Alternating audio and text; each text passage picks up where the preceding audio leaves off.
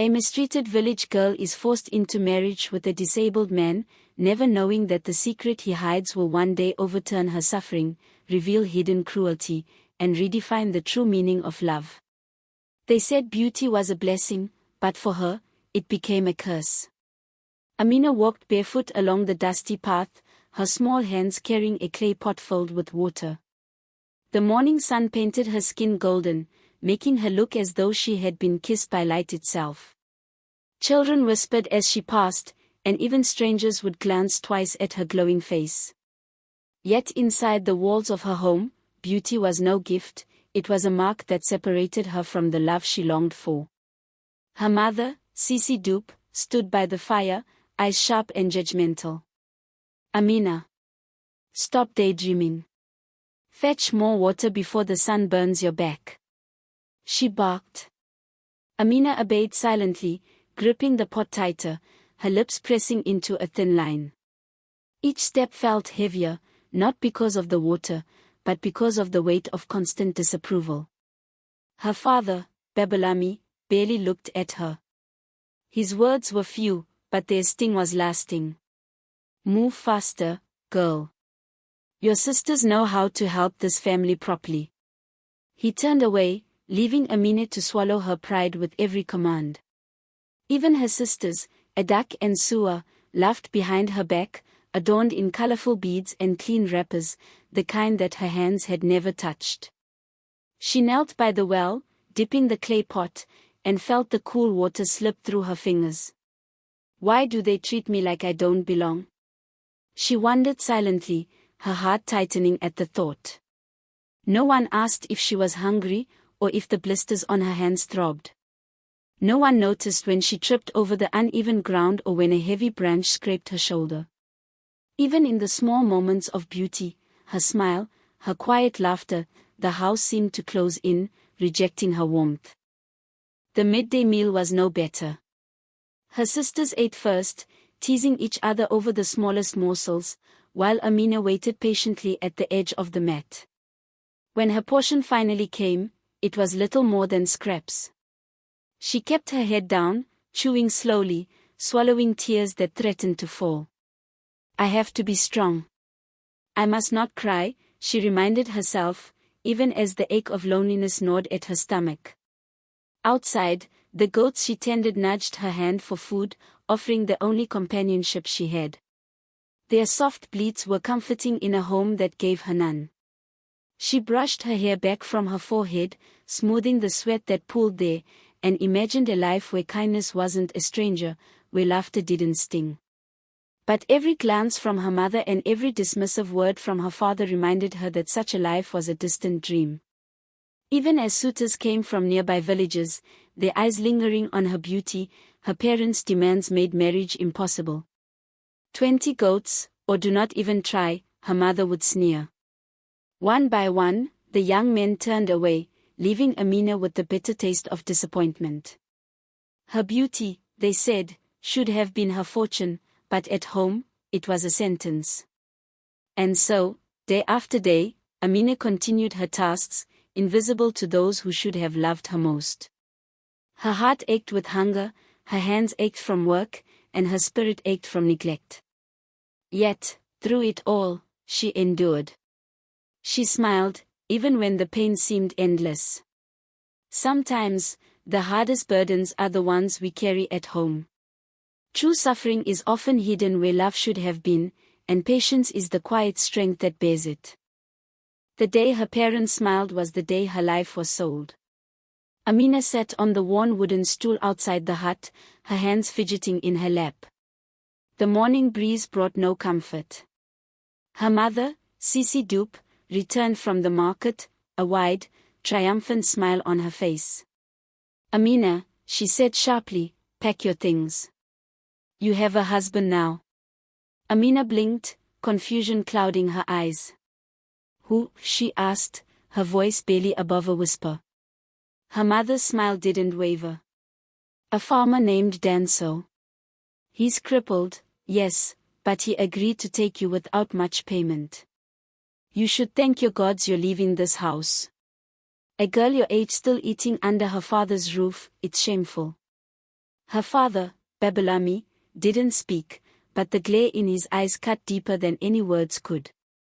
Her sisters giggled, exchanging glances, clearly pleased that she was being sent away.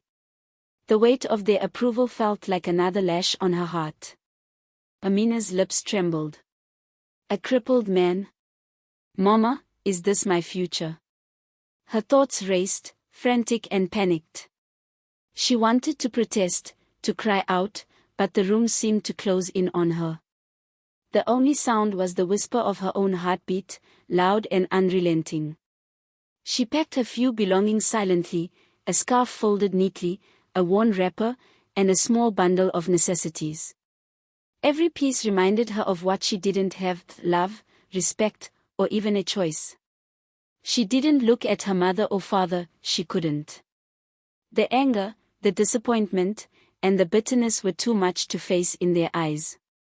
The walk to Danso's hut felt endless. Each step was heavier than the last, not because of the distance, but because of the humiliation she carried in her chest. Villagers whispered as she passed. Some pitied her, some laughed. Amina kept her gaze forward, forcing herself not to stumble, not just physically, but emotionally. When she arrived, Danso greeted her with quiet humility. His right leg dragged slightly as he approached, but his hands held the small bundle of her things with care. Welcome, he said softly, avoiding her eyes. His voice was calm, patient, and strangely gentle. Amina couldn't read him, couldn't measure his thoughts. She only knew one thing: her life had shifted irreversibly. She turned back once, glancing at the path that led home. Could this truly be her life now? A home with a man she barely knew, a life built from the ashes of her parents' disregard. The fear was suffocating, the sorrow unrelenting. Was this all there was for me? That night, she cried into her pillow, her tears soaking the thin cloth. No one checked on her. No one held her.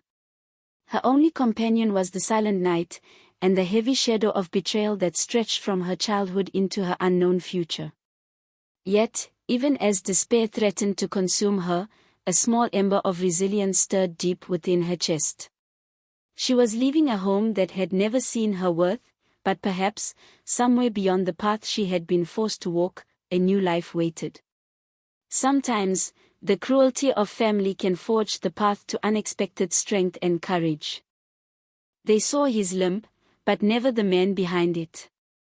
Danso lived at the far edge of the village, in a small, weathered hut surrounded by tired cassava stems and overgrown weeds.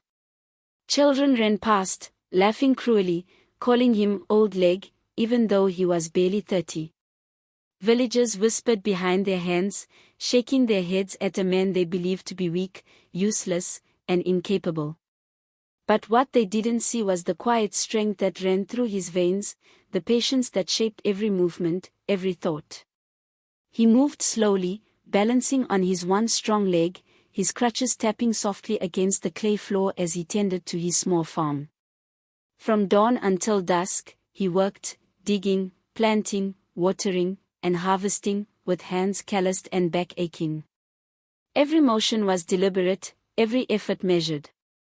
Yet he never complained, never begged, and never sought sympathy. Do they really think I'm less than them? He wondered quietly as he observed the village from afar. Evenings were his own sanctuary. After the day's labor, he would sit beside the small fire he had built, cooking yams and writing letters in a tiny brown notebook. Letters addressed to his mother, though she had been gone for years. He never sent them, yet he poured his heart onto the pages. Today they laughed again, he wrote one night. But I am used to it. I will keep waiting. One day, someone will see beyond my limp. Danso's eyes, dark and steady, missed nothing. He watched the world carefully, noticing details others overlooked, the way the wind bent the cassava stalks, the ripple of water in the creek, and the quiet suffering of people who went unseen. His mind was sharp, his heart quietly compassionate. He may have been mocked for what he lacked physically, but his spirit was strong, his patience unshakable. When Mama Bintu from the market first brought news of a possible bride, Danso merely raised an eyebrow.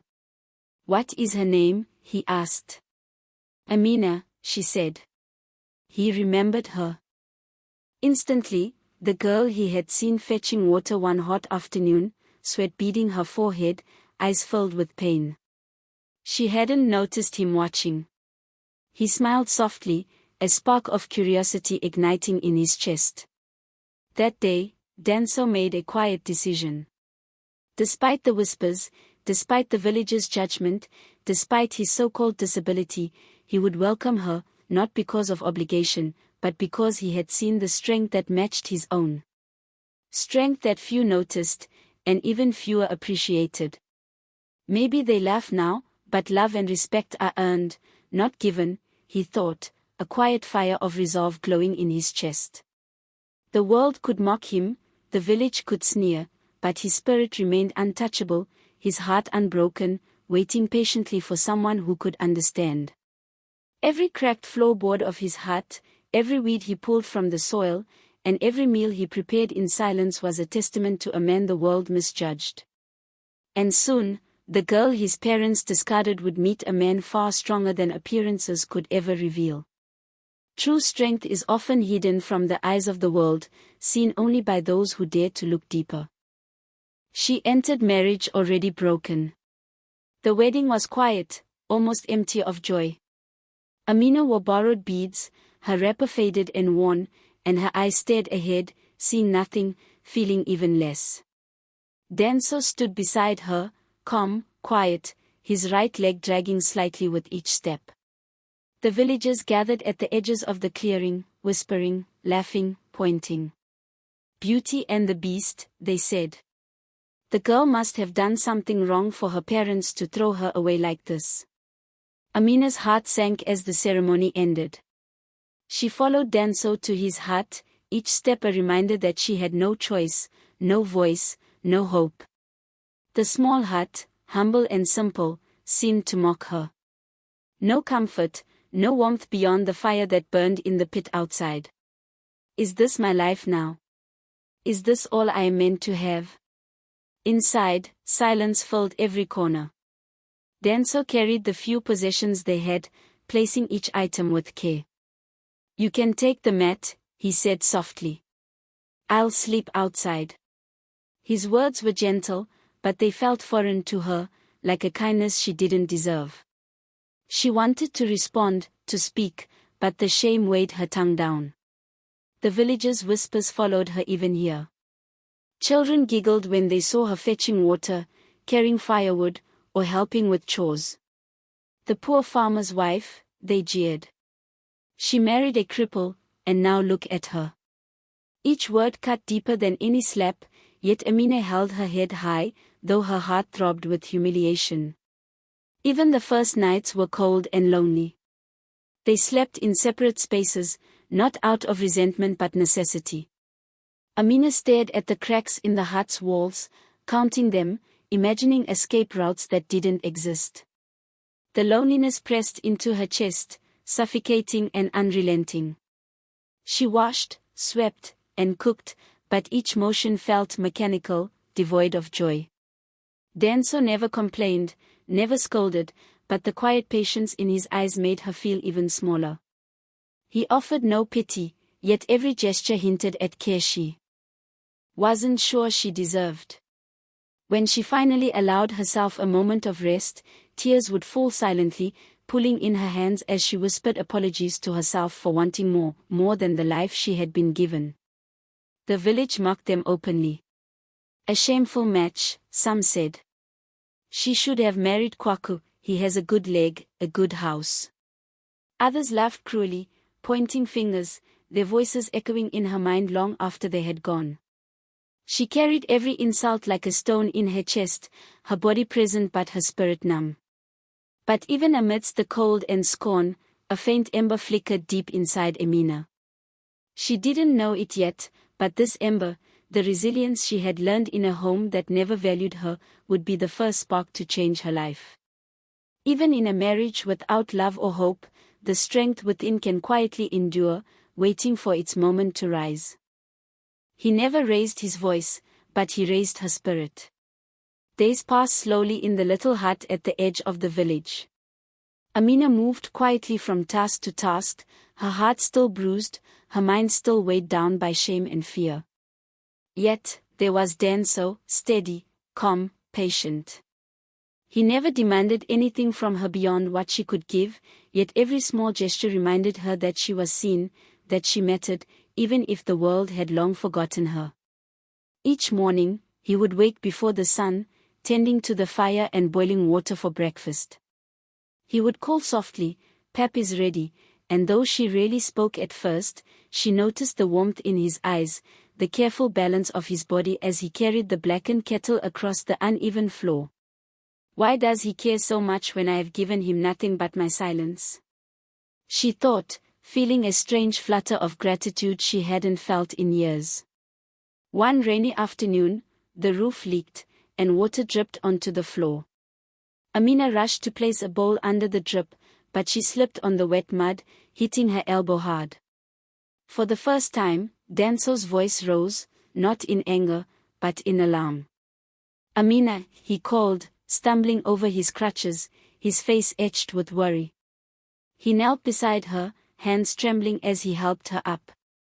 "Are you all right?" he asked gently, his eyes searching hers. Tears pricked at the corners of her eyes. "Does anyone ever truly see me?" she wondered. But in that moment, she realized he did. He had always seen her, even when the village laughed or her parents ignored her. His care was quiet, patient, constant. He never boasted, never demanded, yet in every act, carrying water, fixing the fire, helping her when she faltered, he spoke a language stronger than words: "You are worthy, you are safe, you are not alone." Even the simple chores began to feel different. When she worked beside him in the small garden, pulling weeds or harvesting yams, he would offer a word of encouragement, a gentle smile, a quiet nod. No pity, no mockery, just steady presence. Slowly, the walls she had built around her heart began to crumble. The fear, the shame, the numbness, they softened, replaced by a flicker of trust. The village might still gossip, the neighbors might still mock, but inside this little hut at the edge of the world, Amina felt something she had not felt in a long time: peace. A quiet reassurance that she mattered, that love could be patient, even without grand gestures. That sometimes, the strongest hearts are hidden behind gentle hands. Maybe this life isn't what I expected, but maybe it can be enough, she thought, the first real hope stirring in her chest. True care is often quiet, but its small acts have the power to heal even the most broken hearts. Pain doesn't knock, it barges in. Amina had begun to find small pockets of peace in her life with Danso, yet the world outside their hut refused to stay silent. One morning, as she carried a basket of yams to the village, she felt eyes piercing her back, whispers floating through the air. The same neighbors who had once mocked her now seemed louder, sharper, crueler. The poor farmer's wife, still struggling after all this time, one woman jeered. Another laughed: "She married a cripple and now carries yams like a servant. Is this all her beauty bought her?" Her chest tightened, the weight of humiliation pressing against her ribs. Why must the world find joy in breaking others? She thought, her hands trembling as she gathered the scattered yams when one of the village girls shoved her. She stumbled, dust clinging to her wrapper, tears burning her eyes. But she forced herself upright, clutching the basket tightly, refusing to let them see her crumble completely. When she returned home, exhausted and ashamed, she found Danso repairing the broken fence in the yard. His back was bent, sweat running down his forehead, yet his hands worked with quiet determination. "Let me help," she whispered, kneeling beside him, trying to share the burden. He looked at her, concern softening the lines of his face. "You've done enough, my love. Together, we can fix this," he said gently, his voice carrying a warmth that contrasted with the coldness of the village outside. But even in their small victories, pain found its way through. That evening, Amina's mother appeared at the edge of their property, arms crossed, fury written on her face. "Amina," she called, her voice sharp as a knife. "Look at you.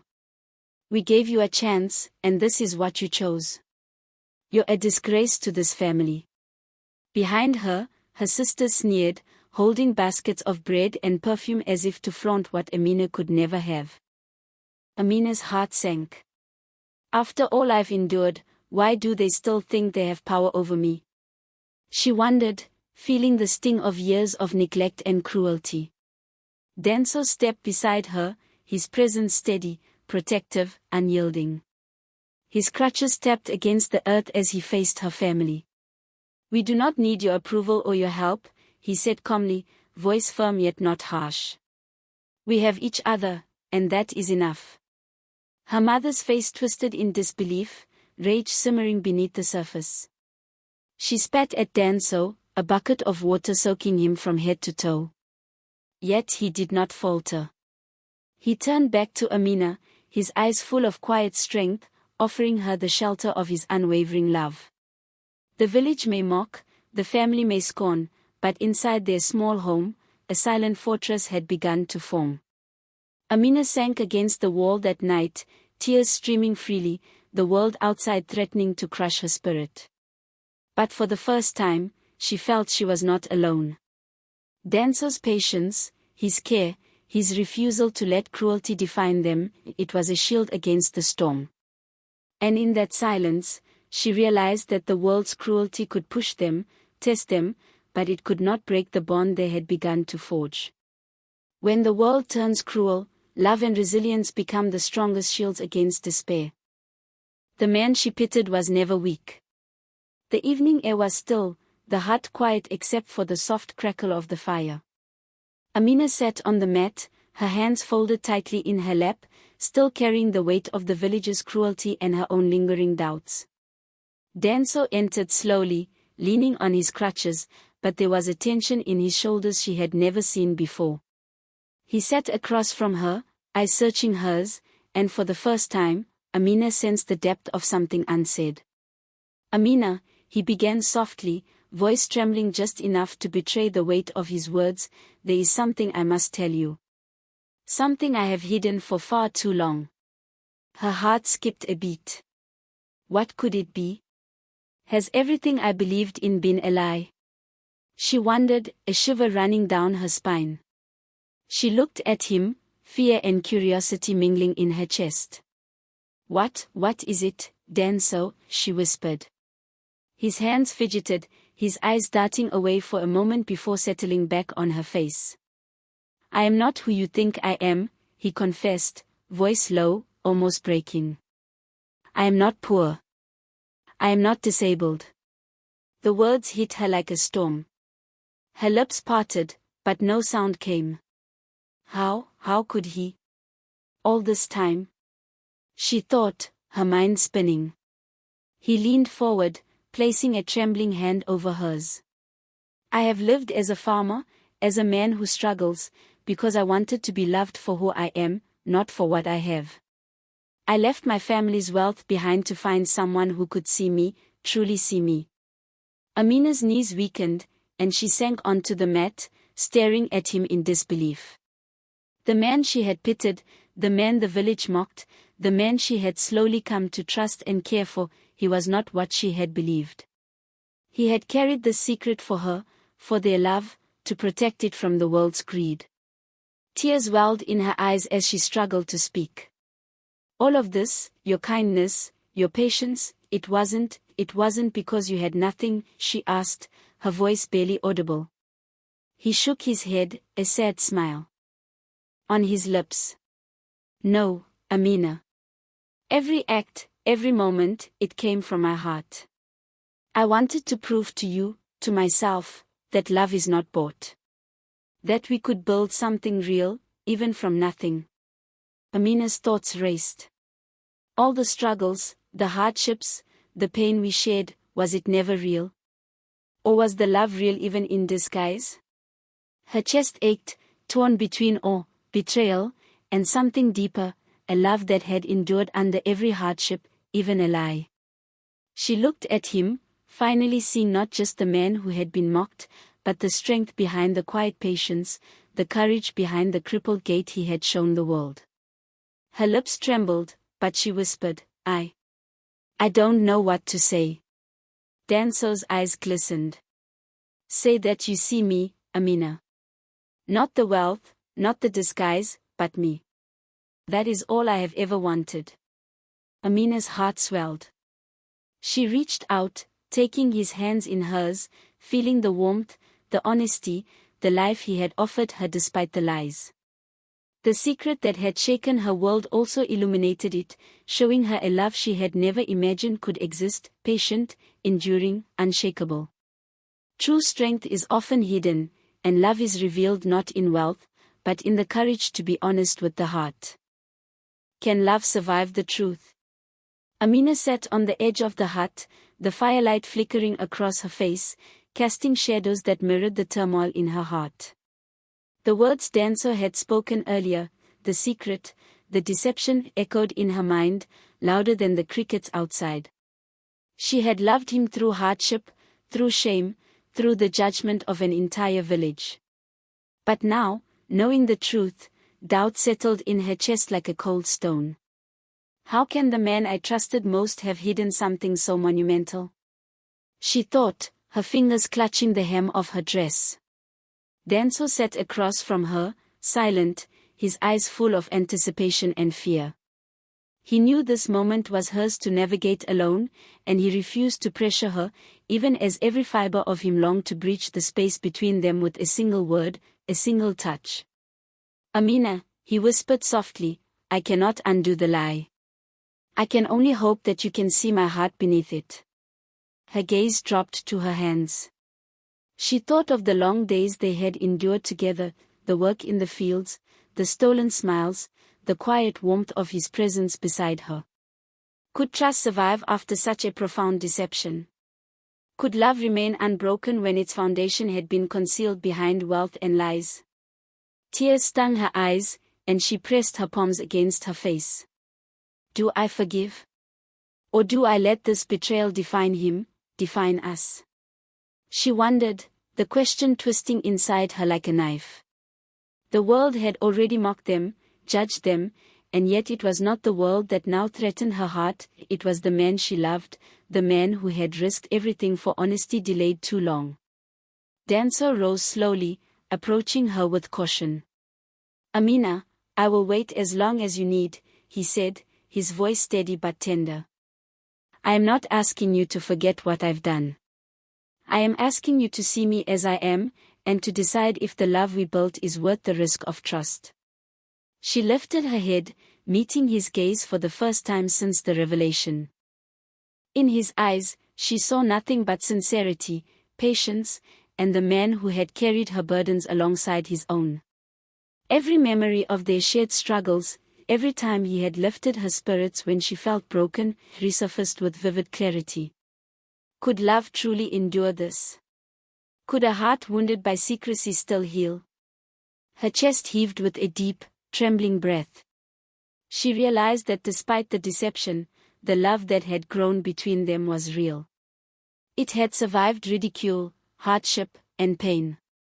Perhaps it could survive this too. Slowly, she reached out, her hands finding his, the warmth of his touch grounding her. I don't know if I can forget, she admitted, her voice soft but resolute. But I do know that I love you, Danso. And love, maybe it is stronger than fear. Danso's lips curved into a relieved, gentle smile. He pulled her close, holding her as though he could shield her from every doubt in the world. In that embrace, they both felt the fragile yet undeniable power of trust beginning to rebuild, brick by brick, heart by heart. Love is not the absence of secrets, but the courage to face them together. Some victories are silent, but eternal. The sun cast a golden glow over the village as Amina walked with Danso, hand in hand, through the familiar paths that had once echoed with ridicule and shame. The whispers and pointed fingers that had haunted her youth now seemed small, almost meaningless, against the life she had built. Her parents and sisters watched from the edge of the path, faces pale with regret, realizing too late the depth of their cruelty. Could they ever understand the strength they tried to break? She wondered quietly, her heart steady and calm. Her mother approached slowly, voice trembling. "Amina, we were wrong," she admitted, eyes wet with tears. "We mocked you, ignored you, and pushed you into hardship. Can you forgive us?"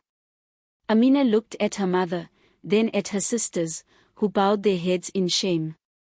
She felt the weight of every insult and every moment of neglect, yet she also felt something far greater, the freedom to choose her own path. She inhaled deeply, letting the cool morning air fill her lungs, and found her voice. "I forgive you," she said softly but firmly. "Not because you deserve it, but because I will not let the bitterness of the past steal my peace. My life is no longer defined by your cruelty." Her parents and sisters stood in stunned silence, understanding for the first time that power lies not in wealth or mockery, but in love, dignity, and resilience. Danso's hand squeezed hers gently, and together they walked forward, leaving behind the village that had tried to diminish them. Even the villagers, who had once whispered cruelly, began to notice the transformation. Amina and Danso were no longer the subjects of ridicule, they were a living testament to strength and loyalty. The man they had scorned for his limp and supposed poverty now walked proudly beside a woman whose heart they had tried to crush. The realization struck them sharply: kindness, courage, and love could never be defeated by judgment or envy. Amina paused by the edge of the small stream that ran near the village. She looked at her reflection in the water, seeing not a girl beaten down by life, but a woman who had risen above it. "I am more than their opinion," she thought, a serene smile touching her lips. Every struggle, every tear, every moment of doubt had brought her here, to a life shaped by choice, love, and unshakable strength. As she returned home with Danso, the air was filled with a quiet joy, a sense of triumph that needed no announcement. The small house they built, the fertile fields, and the laughter that echoed across the land were proof that true victory is not measured by wealth, revenge, or social approval, it is measured by the courage to love and the grace to forgive. True victory comes when you choose love, dignity, and forgiveness over bitterness and revenge. Amina finally understood the man she had doubted all along. He was never weak, nor poor in spirit, his strength had been hidden. Her love had been tested, and it had passed beyond fear and appearance. In the end, trust, patience, and true love conquered all.